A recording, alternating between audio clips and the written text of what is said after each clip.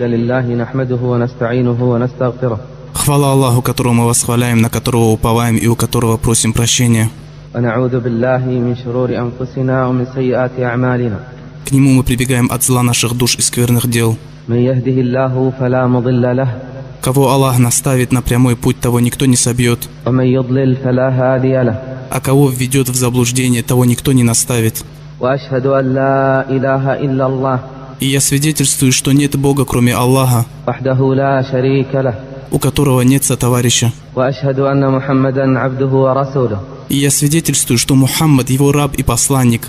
يا أيها الذين آمنوا اتقوا الله حق تقاته ولا تموتن إلا وأنتم مسلمون. О те, которые уверовали, бойтесь Аллаха должным образом и умирайте не иначе, как будучи мусульманами. يا أيها الناس اتقوا ربكم الذي خلقكم من نفس واحدة. О люди, бойтесь вашего Господа, который сотворил вас из одного человека. وخلق منها زوجها وبث منهما رجالا كثيرا ونساء. Сотворил из него пару ему и расселил много мужчин и женщин, произошедших от них обоих. واتقوا الله الذي تساءلون به والأرحام. Бойтесь Аллаха, именем которого вы просите друг друга, и бойтесь разрывать родственные связи. إن الله كان عليكم رقيبا. Поистине Аллах наблюдает за вами. يا أيها الذين آمنوا اتقوا الله وقولوا قولا سديدا. О те, которые уверовали, бойтесь Аллаха и говорите правое слово. يصلح لكم أعمالكم. Тогда Он исправит для вас ваши дела ويغفر لكم ذنوبكم. и простит вам ваши грехи. ومن يطع الله ورسوله فقد فاز فوزا عظيما. А кто повинуется Аллаху и Его посланнику, тот уже достиг великого успеха. أما بعد. А затем, فإن أصدق الحديث كلام الله. поистине самая правдивая речь – это речь Аллаха. وخير الهدي هدي محمد صلى الله عليه وسلم. И наилучшее наставление – это наставление пророка, саллаллаху алейхи вассалям. وشر الأمور محدثاتها وكل محدثة بدعة وكل بدعة ضلالة. И самое худшее из дел – это нововведение, и каждое нововведение – это заблуждение, وكل ضلالة في النار. и всякое заблуждение в огне. معاشر الأحبة. Мои дорогие, مر بنا في جمعتنا الماضية. в прошлую пятницу мы говорили о положении на арабском полуострове и вокруг него, до ниспослания откровения пророка, саллаллаху алейхи вассалям, до ниспослания света, который осветил всю вселенную. Положение было очень сложным до невозможности. Кризис в экономике, нравственность в упадке, хаос в политике. Люди поклонялись созданиям помимо Создателя. Арабский полуостров и его окраины, пребывавшие в такой анархии, нуждались в скорой неотложной помощи и в спасении, чтобы покончить с этой нечистью и развратом, чтобы вернуть человечество на истинный путь, вернуть верховенство справедливости, вернуть безопасность и спокойствие после того, как их окутала тьма притеснений и бесчинств. Тогда и снизошло послание пророку, саллаллаху алейхи вассалям.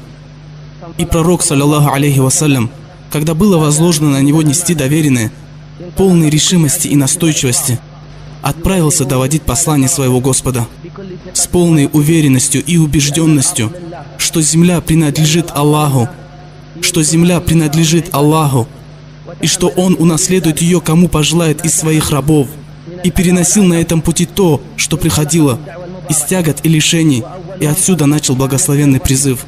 И на начальном этапе он был скрытым. И в этом есть мудрость Аллаха. Много мудростей. И понял их тот, кто понял, и лишился их тот, кто лишился. Из этой мудрости то, что тайный призыв был необходим в данном положении. В положении, при котором было ниспослано откровение пророку, саллаллаху алейхи вассалям. Ведь он пришел с новой религией, которая для них была неизвестна.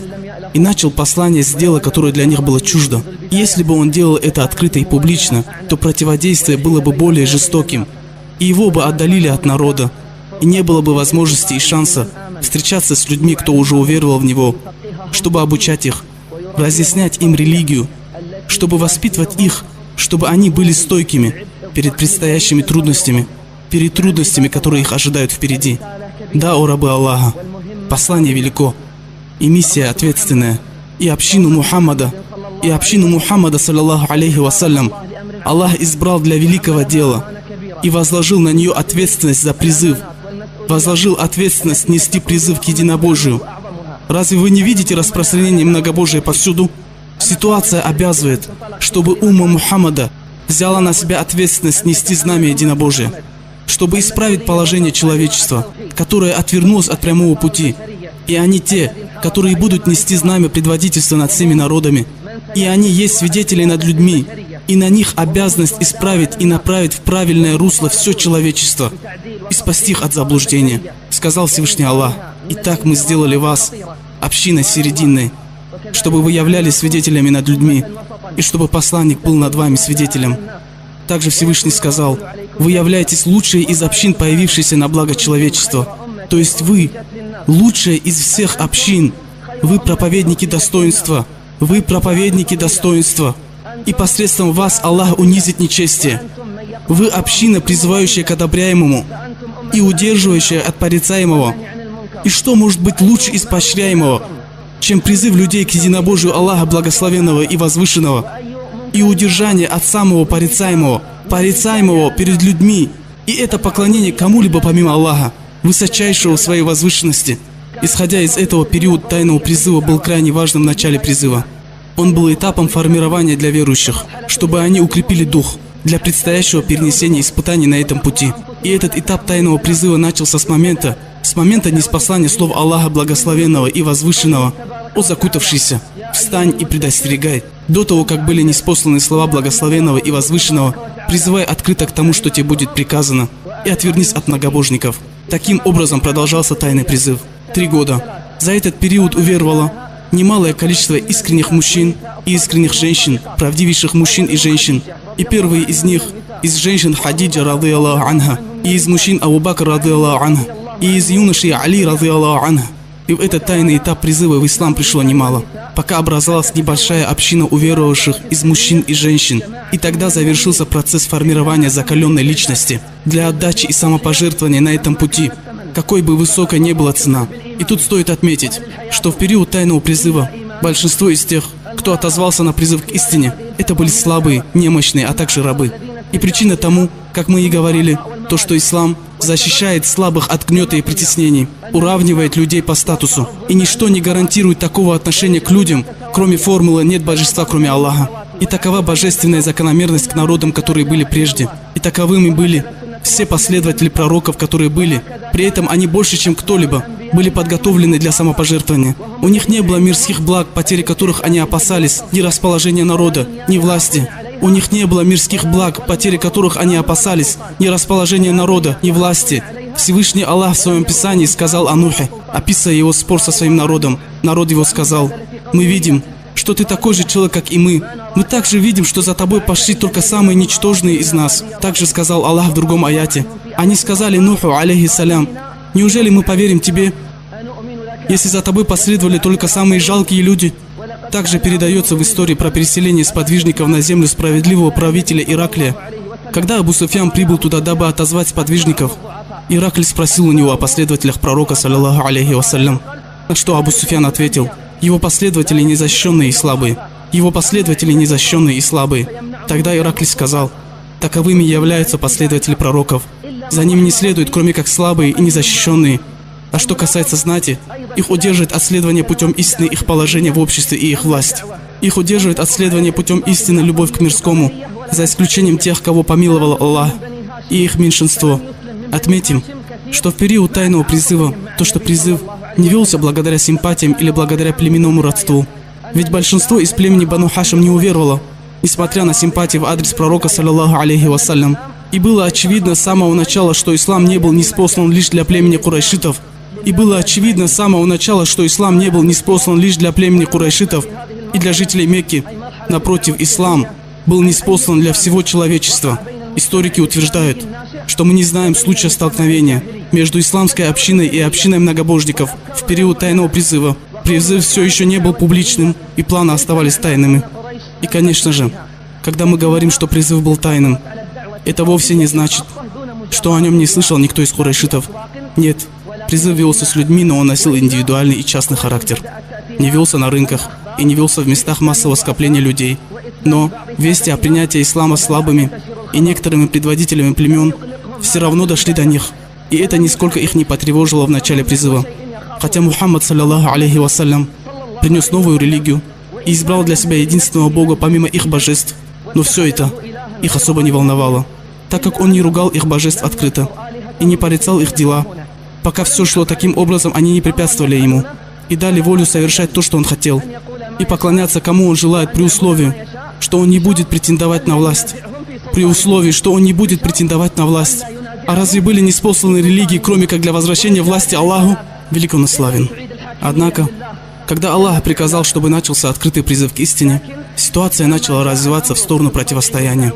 Сказал Аллах: «И призывай открыто к тому, что будет тебе приказано, и отвернись от многобожников». Также Аллах сказал: «И предостерегай своих близких, и будь добр и милосерден к верующим, которые последовали за тобой. Если же они ослушаются тебя, то скажи: я не причастен к тому, что вы совершаете. И уповай на могущественного, милосердного, который видит тебя, когда ты выставишь намазы по ночам, и когда ты двигаешься среди падающих ниц. Поистине он слышащий, знающий». Передается от Ибн Аббаса, что когда был ниспослан аят «И предостерегай своих близких», пророк, саллиллаху алейхи вассаляма, поднялся на гору Сафа и воскликнул: «Тревога!» И люди собрались вокруг него, и некоторые мужчины пришли сами, а некоторые мужчины отправили за себя посланца. И когда они собрались, сказал посланник Аллаха, саллиллаху алейхи вассалям: «О род Абдуль-Мутталиба, о род Фихра, о род Кааба, скажите мне, если я вам сообщу, что за этой горой конница, и она хочет напасть на вас, разве бы вы мне не поверили?» Они ответили: «Конечно, мы не знаем от тебя ничего, кроме правды». Услышав это, он сказал: «Поистине я вестник к вам о предстоящем великом наказании. Поистине я вестник к вам о предстоящем великом наказании». И они все затихли, и никто не произнес ни слова, кроме Абу-Ляхаба, который сказал: «Будь ты проклят с этого дня! Ради этого ты нас собрал?» Но Аллах не оставил это проклятие на посланнике, а вернул его ему самому, ниспослав целую суру, которая будет читаться до судного дня. С именем Аллаха Милостивого Милосердного. Да отсохнут руки Абу-Ляхаба, и сам он уже сгинул. Не помогло ему его богатство, и он ничего не приобрел. Он попадает в пламенный огонь, а жена его будет носить дрова, а на шее у нее будет плетеная веревка из пальмовых волокон. И здесь обратите внимание, что сделал посланник Аллаха, саллиллаху алейхи вассалям, прежде чем начать открытый призыв. Вначале он запретил сподвижникам выявлять свои цели, чтобы потом это не обернулось против них. И когда люди подтвердили его правдивость, сказав: «Мы не знаем от тебя лжи», и только тогда он предостерег их о грядущем и сообщил, что он посланник Господа миров, и никто из собравшихся не смог выступить против него и его призыва. А как же иначе? Разве не они сами признались, что он не лжец? После чего они разошлись молча, не найдя чем ответить, и после этого события пророк, саллиллаху алейхи вассалям, начал этап открытого призыва, который знаменовался бросанием вызова, стойкостью и терпением, болью и надеждой, и благой конец за богобоязненными. У этого публичного призыва были свои отличительные особенности, и наиболее значимые из них следующие. Первый – постоянно наносимый вред и страдания пророка, саллиллаху алейхи вассалям, и его сподвижникам из мужчин и женщин. Второй – борьба с призывом самыми различными методами и препятствие другим услышать призыв и отвращение людей от него. Третье – множество заманчивых предложений пророку, саллиллаху алейхи вассалям, взамен на отказ от истины, которую он призывал. Четвертый – озабоченность пророка, саллиллаху алейхи вассалям, о воспитании сподвижников, правильному вероубеждению, закалка сердец сподвижников, очищение душ посредством поста, выстаивания молитв и чтения Корана. Пятый – воспитание пророком, саллиллаху алейхи вассалям, сподвижников, терпению при испытаниях, внутренней стойкости и отдалению от невежд. Шестой – извещение сподвижников, рады Аллаху анхум, благой вестью о победе и поддержке, в то время, когда они переносили пытки и страдания. Поверьте мне, клянусь Аллахом, кроме которого нет иного божества, не достигнет эта умма ни победы, ни величия, ни поддержки, пока эта община не усвоит эти уроки, пока не вкусит плоды стараний, открытого призыва мекканского периода, и поистине усердствовал тот, кто усердствовал, для того, чтобы добиться обещанного. И ничего из этого не осуществилось, и ожидание затянулось. И какое решение в данном случае? Говорю, прибегая к помощи Аллаха, а затем с помощью слов ученых и обладателей опыта и знаний в этом деле. Не явится ни поддержка, ни величие, ни победа, если не следовать по пути пророка, саллиллаху алейхи вассалям. Необходимо знать, как действовал сам пророк, саллиллаху алейхи вассалям, когда начал открыто призвать в Мекке, и как воспитывал сподвижников, и как он вынашивал планы, саллаллаху алейхи вассалям, для становления исламского государства в Медине. И если мы поймем все перечисленное, поймем должным образом и воспитаем себя и свое окружение на этом, и тогда сможем с помощью Аллаха вернуть этой умме ее величие, славу и власть. Сказал Аллах. Аллах обещал тем из вас, которые уверовали и совершали праведные деяния, что Он непременно сделает их наместниками на земле, подобно тому, как Он сделал наместниками тех, кто был до них. Он непременно одарит их возможностью исповедовать их религию, которую Он одобрил для них, и сменит их страх на безопасность, при условии: будут поклоняться мне, не предавая сотоварищей. Очистят землю от многобожия и идолов. Очистят землю от многобожия и идолов. Очистят землю от всякого рабства, кроме рабства Аллаху, единому, покоряющему.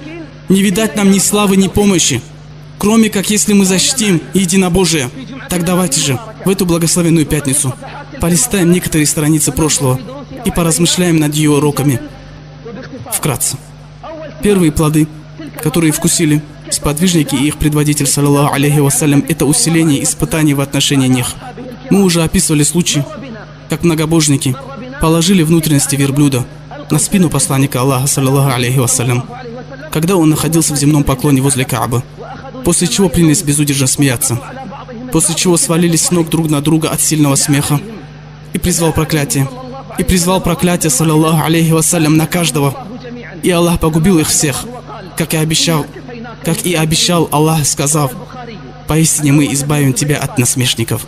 Приводит Бухари от Урвы ибн Зубайра, который сказал: я спросил Абдуллу ибн Амра ибн Аса: расскажи мне о самой крайней жестокости, которую применили многобожники к пророку, саллаллаху алейхи вассалям. И он сказал: когда пророк, саллаллаху алейхи вассалям, совершал молитву у Каабы, к нему подошел Укба ибн Аби Муайтин и обхватил рубаха его шею и попытался задушить его со всех сил.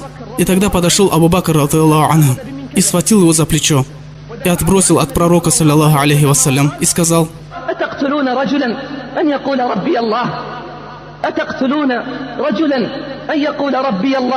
неужели вы убиваете человека за то, что он говорит «Мой Господь Аллах»? Неужели вы убиваете человека за то, что он говорит «Мой Господь Аллах»? Подтвердил правдивый свою искренность, свою искренность в любви к пророку, саллаллаху алейхи вассалям, подтвердил искренность в следовании ему, искренность в самопожертвовании. Поистине Абу Бакр, радиаллаху анху, перенес тяжкое бремя призыва. Более того, его труд невозможно описать и представить должным образом. И неудивительно, что Аллах очистил его и сказал: отдален будет от огня богобоязненный. Неудивительно, что Аллах очистил его и сказал: отдален будет от огня богобоязненный. О раба Аллаха, если такого рода бесчинства постигли самого пророка, саллаллаху алейхи вассалям, несмотря на его почитаемый статус и достоинство среди простолюдинов и знати, то что же можно говорить о сподвижниках, радиаллаху анхум? Давайте вместе послушаем, чтобы это облегчило нам, успокоило нас и укрепило наши стопы на его пути, чтобы проверить, насколько мы правдивы и искренни в своей любви. Передается от Аиши, радиаллаху анха, что она сказала: когда собрались сподвижники пророка, саллаллаху алейхи вассалям, а их было всего 38 мужчин и женщин, тогда Абу Бакр настаивал перед пророком, саллаллаху алейхи вассалям, чтобы выйти на призыв. И ответил пророк, саллаллаху алейхи вассалям: о Абу Бакр, нас мало. И Абу Бакр не переставал просить и настаивать, пока пророк, саллаллаху алейхи вассалям, не согласился. И тогда верующие разошлись по сторонам мечети, чтобы призвать своих близких. И встал Абу Бакр и обратился к народу, а посланник Аллаха, саллаллаху алейхи вассалям, сидел возле него. И правдивый был первым, призывающим к Аллаху и его посланнику. И на Абу Бакра и на других мусульман напали многобожники. Затем их отвели в край мечети и подвергли жестокому избиению. Но никто из них не покорился и начали топтать Абу Бакра, жестоко избивая. И среди них был подлый нечестивец Утба ибн Рабиа, который бил его сандалями по лицу. Затем встал на живот Абу Бакра и начал прыгать на нем. И не остановился до тех пор, пока невозможно было распознать его черты лица. И в этот момент туда примчались соплеменники правдивого, радиаллаху анху, и оттолкнули многобожников от Абу Бакра. Затем его соплеменники положили Абу Бакра на рубаху и отнесли домой.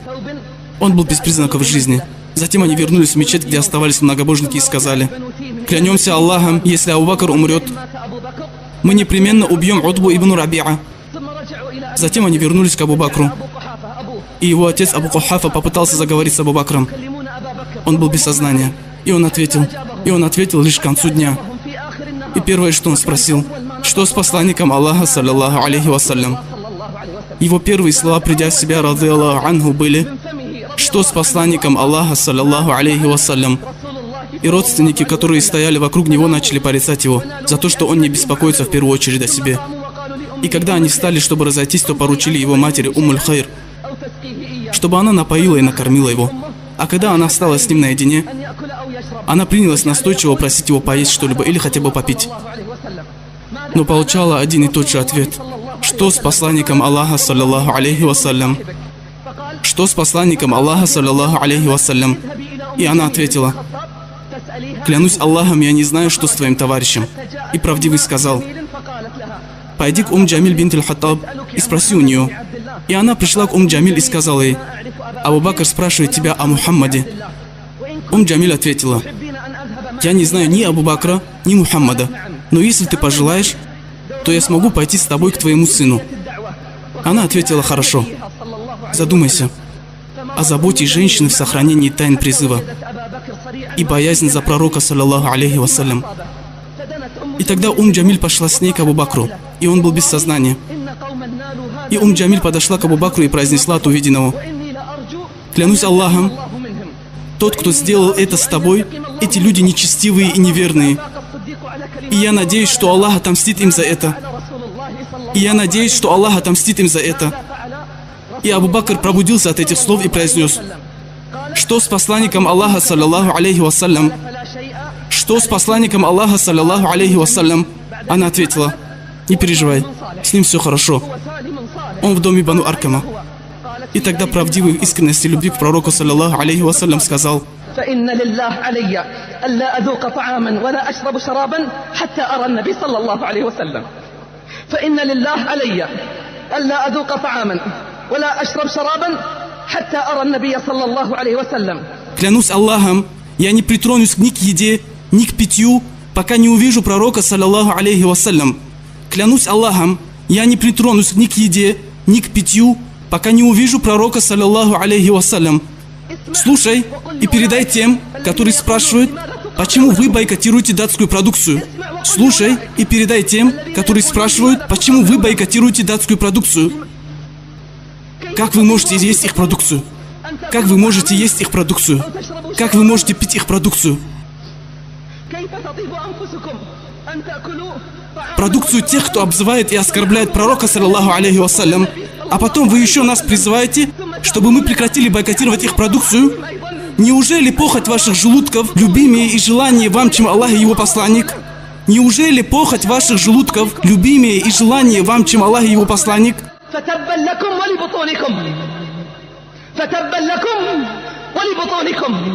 Будьте прокляты вы и ваши желудки. Будьте прокляты вы и ваши желудки.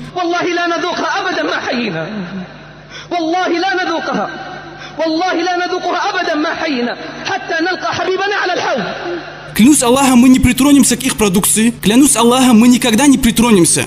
Клянусь Аллахом, мы никогда не притронемся к их продукции, пока не встретимся с нашим любимым на водопое.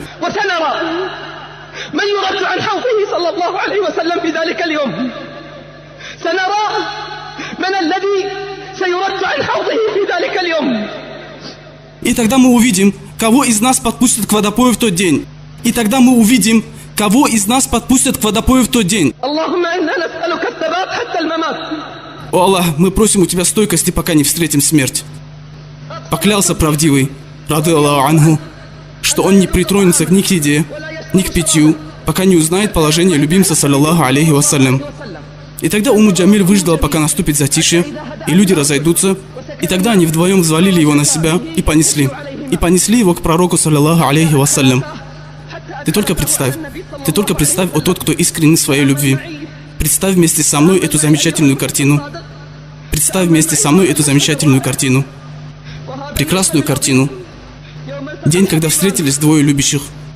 День, когда встретился пророк, саллаллаху алейхи вассалям, со своим товарищем, которого подвергли избиению. И когда вошел Абу Бакр, рады Аллаху анху, набросился на него пророк, саллаллаху алейхи вассалям, обнимая его. Слезы радости текли по его щекам. Накинулись и все присутствующие там на него мусульмане.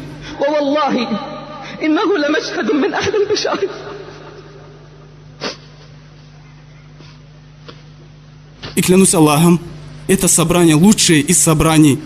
ووالله إنه لمشهد من أحلى المشاهد. И клянусь Аллахом, это собрание лучшее из собраний.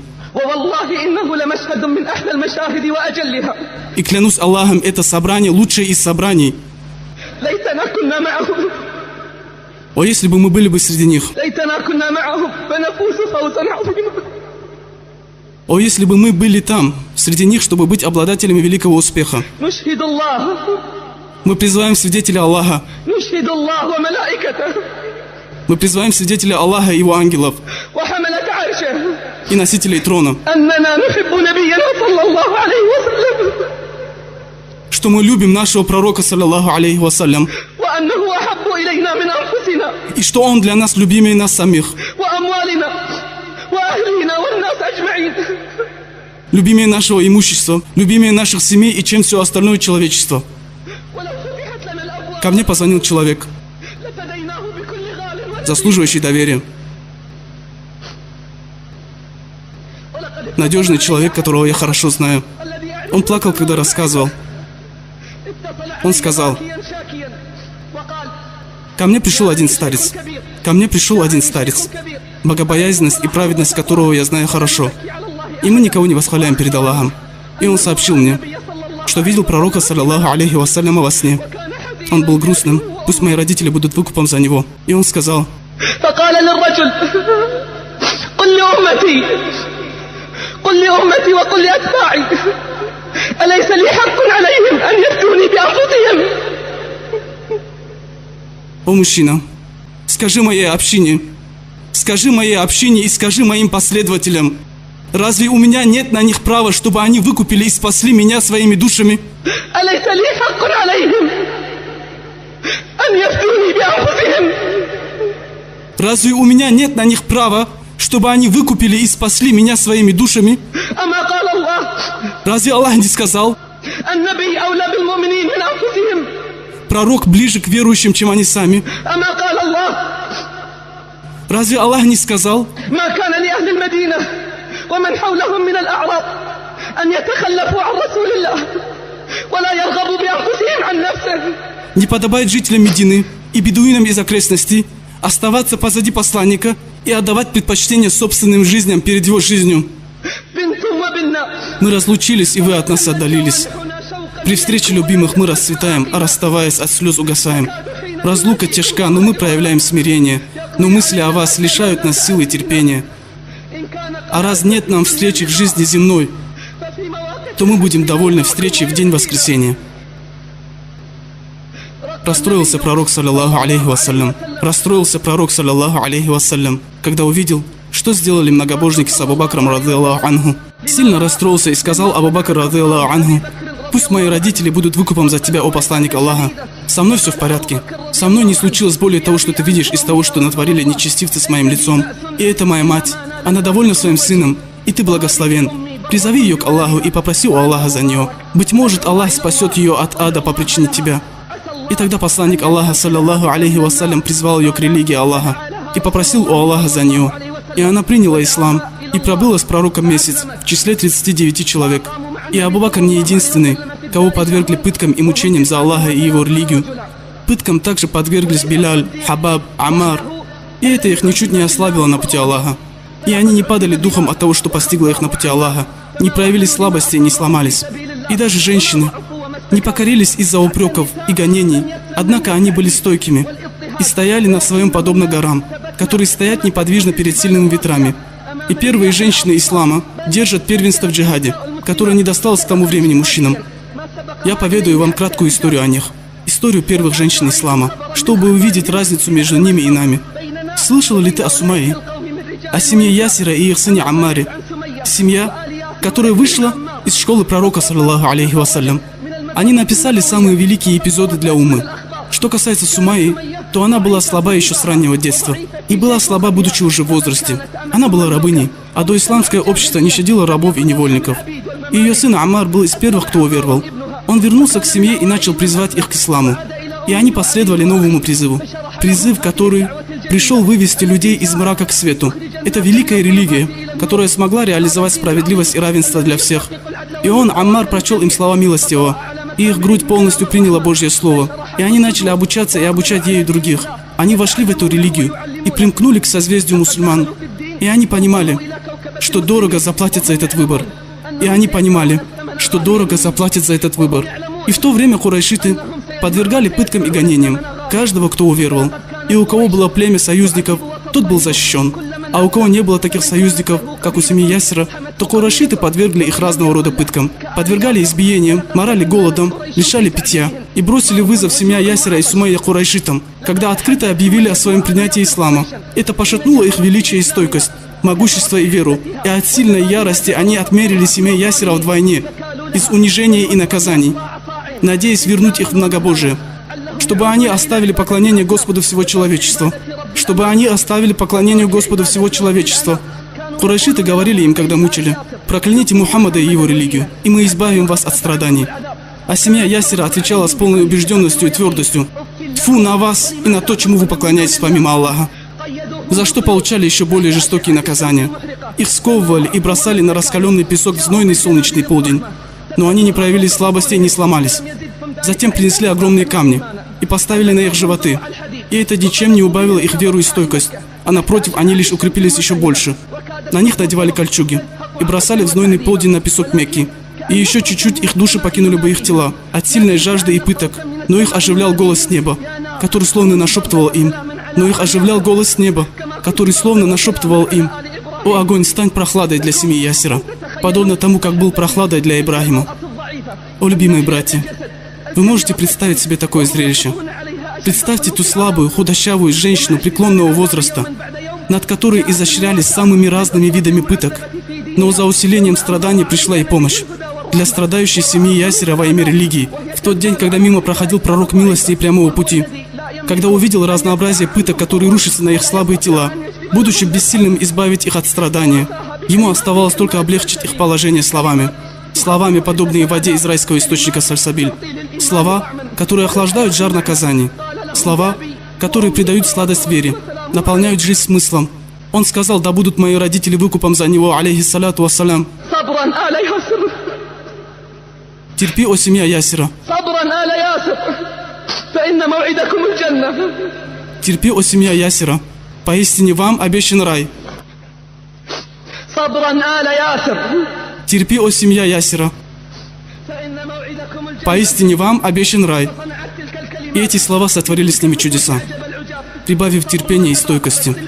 Товар дорог, и цена должна быть соответствующей. Товар дорог. Разве не сам Аллах купил у верующих души, чтобы верующие продали? Цена, за которую обещанный правдивым рай? А кто же более верен своему слову, нежели Аллах? Мучения затянулись. Сумайя и ее семья продолжают подвергаться пыткам. И с увеличением наказаний они лишь прибавляются терпения и стойкости, пока не разгневались многобожники окончательно. И их терпение иссякло, видя их стойкость и терпение. И они решили обратиться к Абу Джахлю. И они решили обратиться к врагу Аллаха Абу Джахлю. Обратиться с жалобой на их стойкость и непримиримость и на их силу и упорство. И тогда он пришел к ним, вместе с молодыми парнями из племени Бану Махзум. Они пришли и подожгли дом семьи Ясира. И так поступают тираны. И так поступают тираны, которые высокомерны над слабыми, незащищенными и неимущими. Затем они сковали их руки и начали проводить над ними новые виды пыток, какие только можно было. Эта молодежь наносила им удары плетьми, прокалывала их ножами и копьями, прижигала огнем, бросала на их тела большие камни. В чем была их вина? Какое преступление они совершили? Истину сказал Аллах. Они вымещали им только за то, что те уверовали в Аллаха Могущественного, Достохвального, которому принадлежит власть над небесами и землей. Аллах свидетель над всякой вещью. И пытки продолжались. И Абу Джахль и его близкие ожидали от семьи Ясира то, что они отступят от религии Аллаха. И ничего из этого они не добились. А напротив, Сумайя, рады Аллаху анха, когда увидела проходящего пророка, саллаллаху алейхи вассалям, который переживал за их страдания, с убежденностью и с уверенностью произнесла: «Я свидетельствую, что ты посланник Аллаха, и свидетельствую, что обещанная тобой истина». И она это говорит в то время, как ее жестоко пытают. И Абу Джахль в ярости от ее упорства и бесстрашия потеряв самоконтроль, кричит: либо ты непременно очернишь Мухаммада и отзовешься о наших богах хорошо, либо ты умрешь. И она отвечает: смерть для меня любимее, чем то, к чему вы меня призываете. Смерть любимее для меня, чем то, к чему вы меня призываете. Отвечает она с полной уверенностью: будь проклят ты и твои божества. Будь проклят ты и твои божества. Услышав ее заявление, Абу Джахль впал в ярость, так что из его глаз словно посыпались искры. Он начал бить ее по животу ногами, а затем проколол ее живот копьем, чтобы она стала первым шахидом ислама. Чтобы она стала первым шахидом ислама. Она умерла. Душа покинула ее тело. Ушла после того, как преподала нам урок. Урок силы и стойкости. Не проявила слабость, не сломалась и не покорилась, не переставая слышать зов своего Господа. Не слабейте и не печальтесь, в то время как вы будете на высоте, если вы действительно являетесь верующими. Если вам нанесена рана, то ведь подобная рана уже была нанесена и тем людям. Мы чередуем дни для людей, чтобы Аллах узнал уверовавших из вас и избрал среди вас шахидов. Ведь Аллах не любит беззаконников. И чтобы Аллах очистил тех, кто уверовал, и уничтожил неверующих. Или вы полагали, что войдете в рай, пока Аллах не узнал тех из вас, кто сражался и кто был терпелив? И нет пути к раю, кроме как через терпение и усердие. Или вы полагали, что войдете в рай, пока Аллах не узнал тех из вас, кто сражался и кто был терпелив? Вы действительно желали смерти, пока не встретились с ней. Теперь вы увидели ее воочию. Мухаммад является всего лишь посланником. И до него тоже были посланники. Неужели, если он умрет или будет убит, вы обратитесь вспять? Неужели, если он умрет или будет убит, вы обратитесь вспять? Кто обратится вспять? Тот ничуть не навредит Аллаху. Аллах же вознаградит благодарных. Она умерла. Она умерла, ради Аллаху анха, достойно, совершив героический поступок. Она умерла в ожидании обещанного пророком, саллаллаху алейхи вассалям, рая, которым он обрадовал семью Ясира, сказав им: терпи, о семья Ясира, поистине вам обещан рай. И это положение правдивых. Они либо выбирают жизнь, в которой радует близкого, либо смерть, которая вызывает гнев врага. Скажи, это милость Аллаха. Скажи, это милость Аллаха и Его милосердие. Пусть они возрадуются этому, ибо это лучше того, что они копят. Мы приводим эти истории, эти события, не иначе, кроме как для того, чтобы каждый из нас, кто вступил на этот путь, знал, что этот путь не осыпан цветами, а напротив, как сказал пророк, саллаллаху алейхи вассалям, окружен рай трудностями и окружен ад соблазнами. Это путь, о котором сказал Ибн аль-Каим, рахимахуллах: «О тот, кто не проявляет усердия и слаб в решимости, знай, что по всему пути прошел Нух, и следуя по нему был брошен в огонь Ибрахим. Он же был испытан закланием Исмаиля. Якуб же был разлучен со своим сыном, и Аюба не обошло испытание. Пилой распилили Закарью, и голову любимца постигло рассечение. Растянется путь, коль погрузится в глубокий сон путник, а ведь заветная цель не терпит ожидания». Так и есть. Если ты поймешь, что цена стойкости рай, то все, что ты будешь встречать на своем пути, ты легко преодолеешь. Какая цель может быть более высокой, чем рай? Как сказал Ибн аль-Каим, рахимахуллах: тому, кто понял истинную суть, Аллах облегчит ему путь. И правду сказал тот, кто сказал: трусам, неспособным подняться в горы, лучше спрятаться в норы. Трусам, неспособным подняться в горы, лучше спрятаться в норы. Я прошу Аллаха для меня и для вас пользу от благородного Корана, чтобы Аллах принес пользу мне и вам от его аятов и мудрых напоминаний. И прошу руководства избранного доверенного посланника. На этом я заканчиваю свою речь. И прошу прощения у Аллаха Великого для себя и для вас за каждый грех. Просите прощения, поистине Он прощающий, милосердный.